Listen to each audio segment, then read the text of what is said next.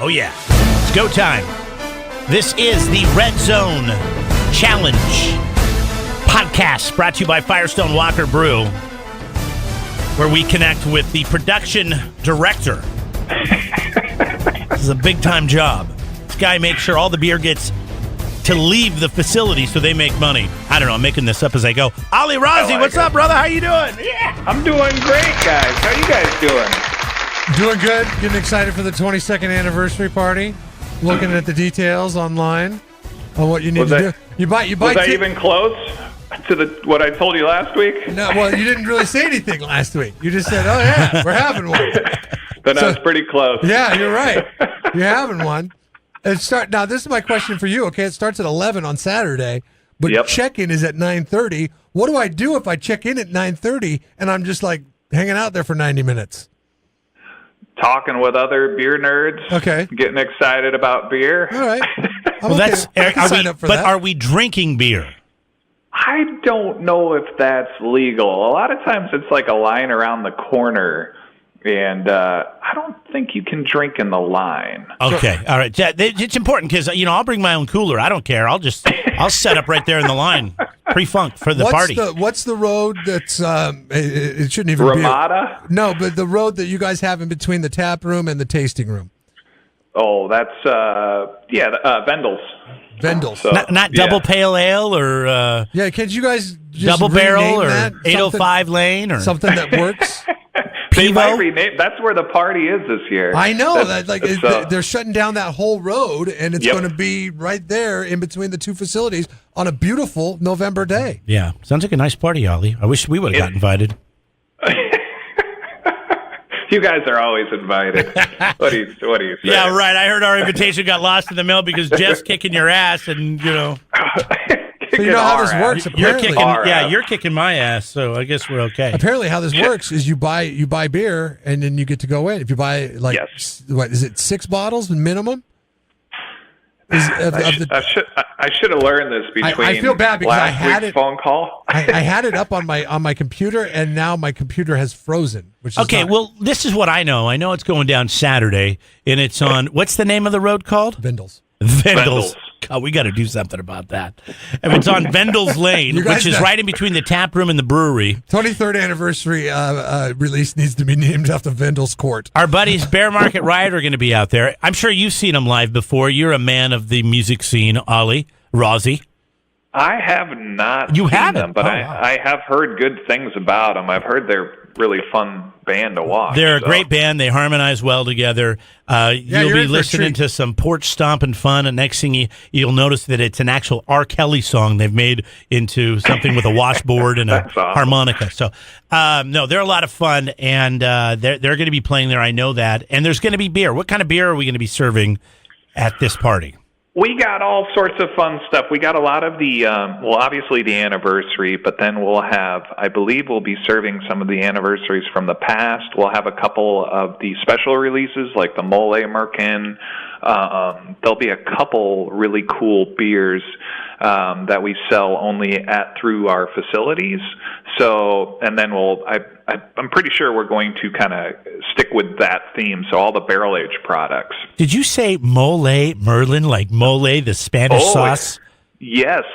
Yeah, we made we essentially took our Velvet Merkin, we added cinnamon sticks, and then we added chili peppers, and what else did we add on that one? Chili peppers, cinnamon sticks, and cocoa nibs.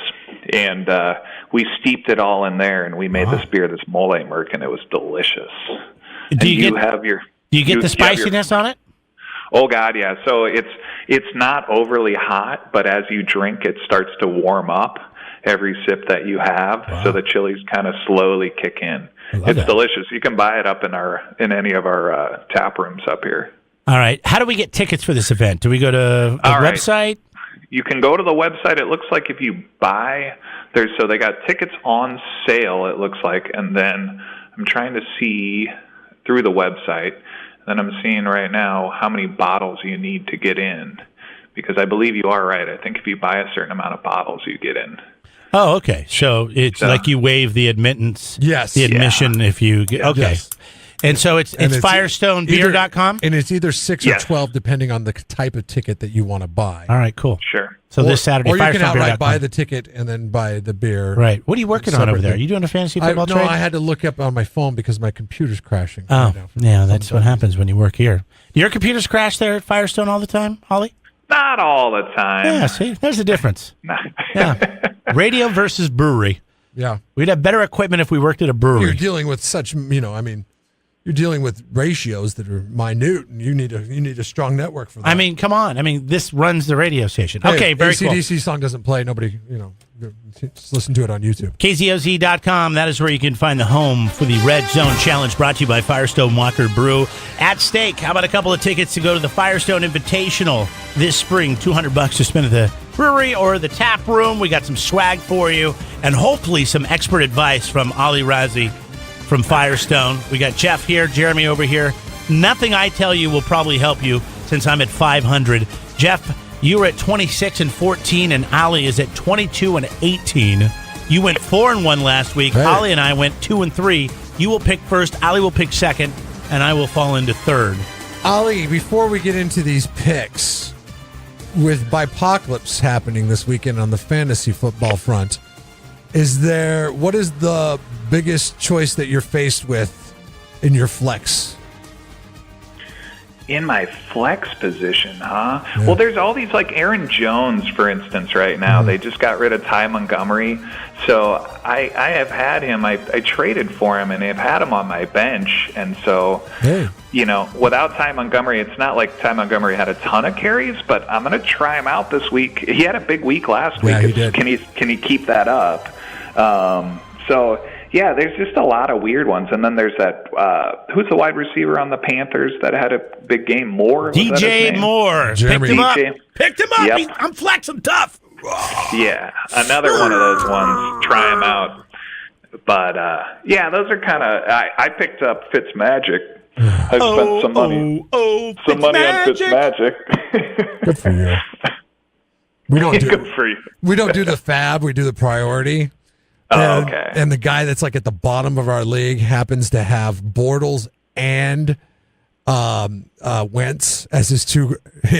He's like barely set his lineup all year. He's like, oh yeah, I need to get a quarterback. So Fitzmagic falls in his lap this week, so he's able to pick him up. I traded for Jameis last week. Oh, you did? I traded for Jameis in all my foresight. That's not good. So now I'm rolling with an old Dak. Not good at all. What's your problem with the flex this week, Jeremy? Who are you facing in the flex?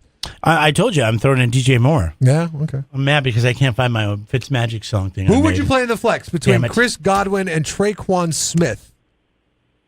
Ollie. Ooh. Trying to get some advice for your lineup, yes, Jeff? I'm asking for a friend. A very close so Traquan Smith, right? Correct me. He's the receiver for New Orleans. Is that correct? Yes. And so the over/under on that game is 60 points, which is probably the highest over/under for an NFL game. So they're expecting a very large amount of passing right now and touchdowns. That is a very, very tough question. Ooh. I might lean that direction. See, that's what, and I'm glad you said that, because that was the rationale that I was using in picking Traquan Smith, even though Chris Godwin is a favorite target of your boy Fitzpatrick's. So I when he was playing with him, he scored like 4 touchdowns. But true. But I just think the number 2 receiver in that Saints at home against the Rams, that is an ability to get out of hand in the points in the points area. So I'm going to roll with Smith. All right, there you go. Right. Who did you pick up at quarterback again, Ollie? Fitzmagic. Oh, ho, ho, ho. It's magic. You know. That's ridiculous. Do you have a song for Dak Prescott? No, not yet. It's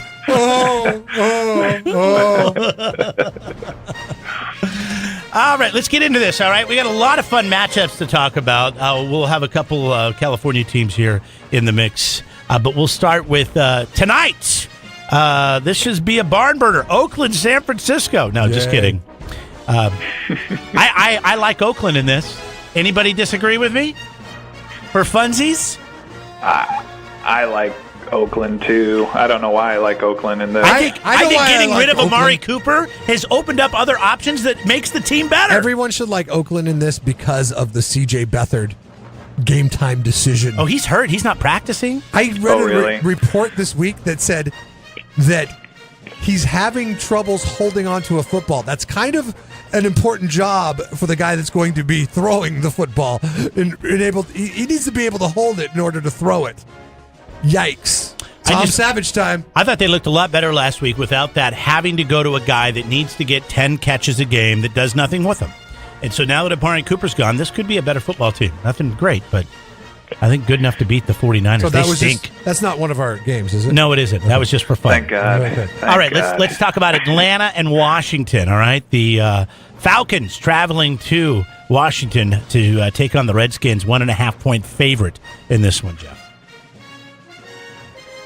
Well, these are tough games this week. Atlanta's coming off of a bye. Washington,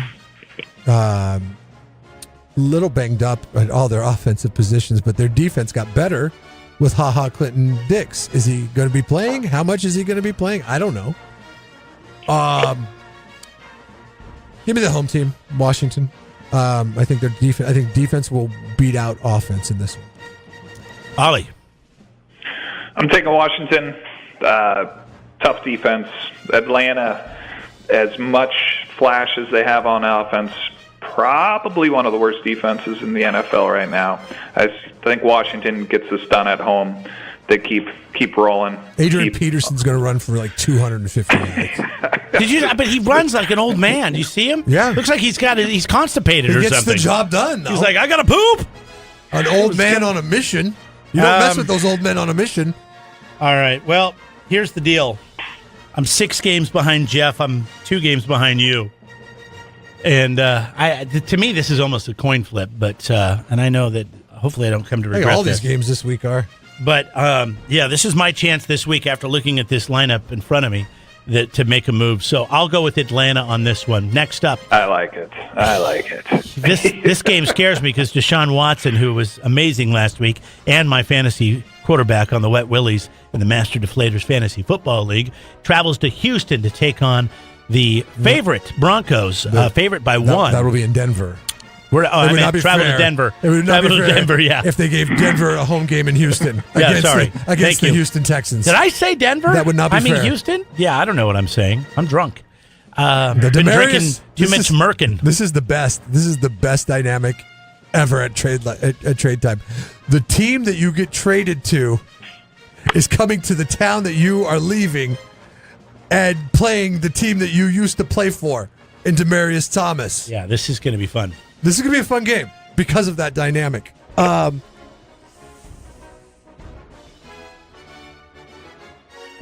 Give me the road team. I'm going to take the Houston Texans. Ooh. Only because I think Demaryius Thomas is going to... This will be his farewell.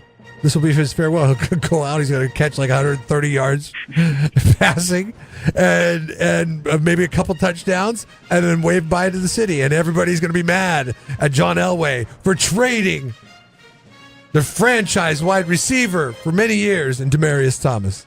Revenge game at home is nice. Houston sitting 5-3. They're a 71% favorite in the red zone nation to Denver's sitting at 3-5. What do you think, Ellie? I'm going to take Houston also, but for a different reason. I think Houston really needs to. I mean, they've been on a roll, right? What are they? They've won the last 5 games. I believe. They started 0-3 and now they're 5-3.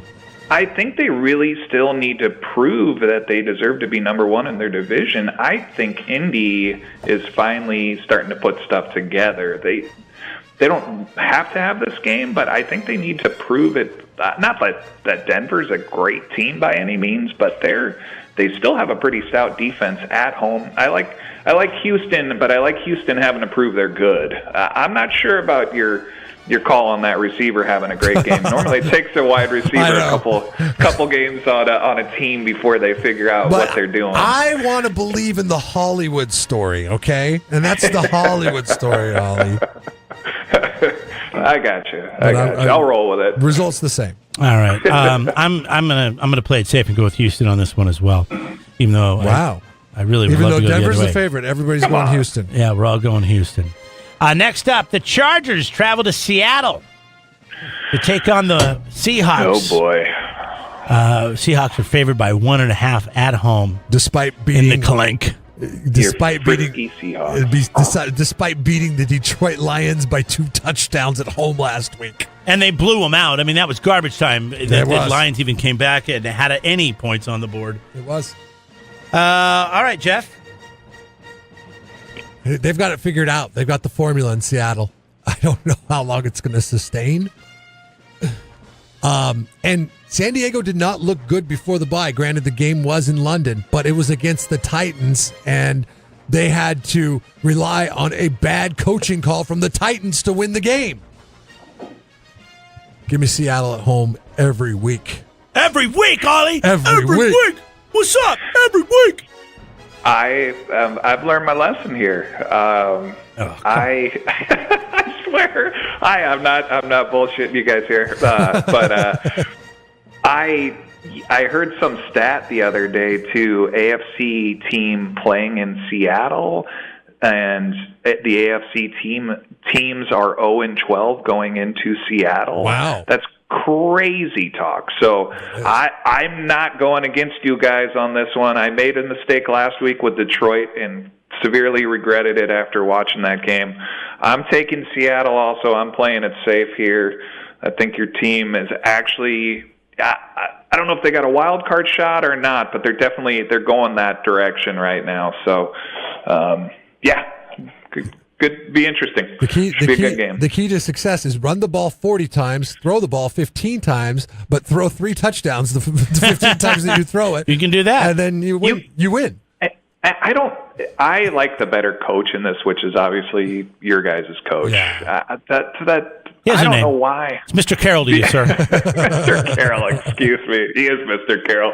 Mr. Carroll is a way better coach too. I keep wanting to call him San Diego.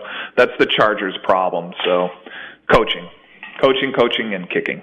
The Red Zone Challenge. It's KZOZ.com to play. They don't Jeremy, you don't even need to pick. You're just taking Seattle. Well, you know who I'm taking. I'm taking Seattle. All right, let's see here. Our game of the week: the Rams, undefeated, traveling to New Orleans, who's favored at 1 because they're in the Dome.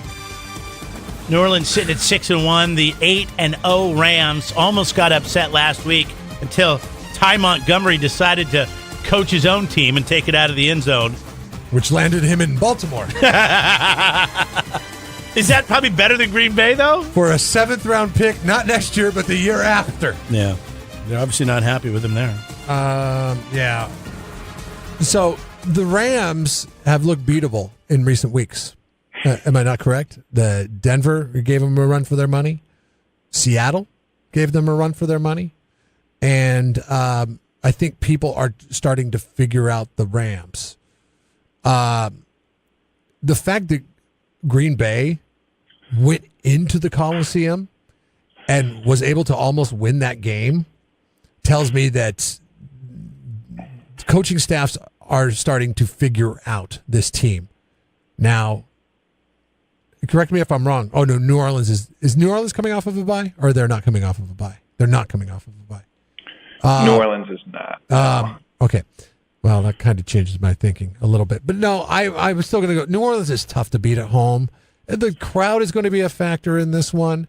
Drew Brees is not going to be this Drew Brees that we saw on Sunday night in Minnesota, where he's game manager because they're playing a stout defense on the road. At home, Drew Brees shines. I mean, he shines. I'm going New Orleans. And it would be good for the Rams to lose, too. They need to lose so they can maybe get some of that fire back, because it seems like they're kind of in autopilot right now. And so I think this is one of those instances where it's good for your team to lose one game so you get all that talk of undefeated and all that other nonsense out of your system, and then go back to the game plan. And unfortunately, the team that they play after the Saints is the Seattle Seahawks, and that'll be So Jeff likes the Saints. What do you got, Ollie? I like everything Jeff just said, but since we're agreeing on so much, and I do think this game's a coin flip, I'm going to go with the Rams just because I want to root for the Rams. I actually was going to say New Orleans. Now I'm flipping my pick. I'm taking the Rams. I want an undefeated season now, so I'm going to root for them. Can I get a ram it? Can I get a ram it? I'm here to talk you out of your picks, Ollie. That's what I'm here to do. I'll give you a ram it. I just can't agree with everything. I'm like, I completely agree with the whole New Orleans pick, but I got to do something different. Let's go Rams. I agree with everything Jeff said, except for here's the problem. All right, and there's three problems, and the three problems are Cooks, Woods, and Cup is back. The Cup is back, baby.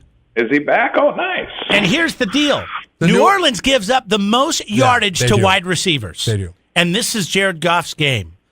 Plus, they got Gurley. I think they got too many weapons, even in the Dome, even against Drew Brees at home. And I think they go 9-0 after this win. Didn't they pick up the? They picked up the guy from Jacksonville yesterday too, right? The defensive player. Yeah, they did. The Rams did. Yeah. Because they've been hurt. They've been kind of hurting at cornerback, right? Well, no, he's the defensive end. Oh, he was? Defensive end, yeah. That's it. All right, so there you go. Red Zone Challenge brought to you by the folks here at Firestone Walker. Play at KZOZ.com. One more game. Pittsburgh traveling to Baltimore. Baltimore's a 3-point favorite at home, taking on the Steelers, Jeff. Oh, rivalry game.